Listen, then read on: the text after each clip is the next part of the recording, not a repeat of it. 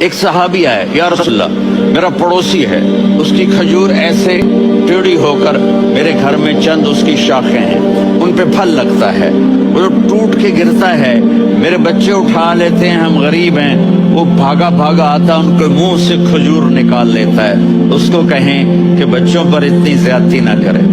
آپ نے اس کو بلایا، وہ منافق تھا، آپ نے اس سے فرمایا بھئی ایک سودا کرتے ہو؟ کہا جی کیا؟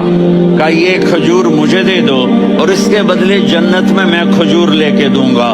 وہ کہنے لگا یا رسول اللہ یہ اصل میں میرے بچوں کو بہت پسند ہے، کوئی اور کھجور ہوتی میں دے دیتا، یہ تو میری معذرت ہے۔ وہ تو منافق تھا، اٹھ کے چلا گیا۔ ایک صحابی بیٹھے تھے، وہ کہنے لگے یا رسول اللہ اگر میں وہ کھجور لے کے دے دوں تو مجھے جنت میں لے دیں گے؟ ان کا نام ہے ابو الدحداح۔ آپ نے کہا ہاں تو مجھے لے کے دے دے میں تمہیں لے دوں گا۔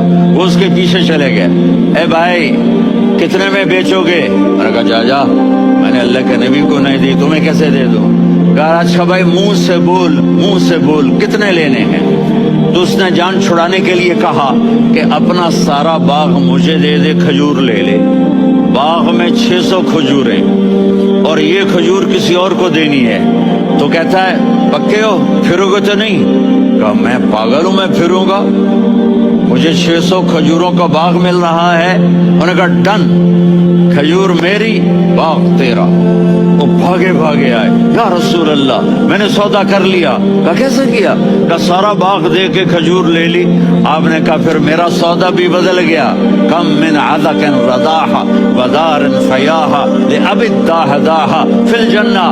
میرے ساتھی میں اپنی آنکھوں سے دیکھ رہا ہوں کہ اللہ نے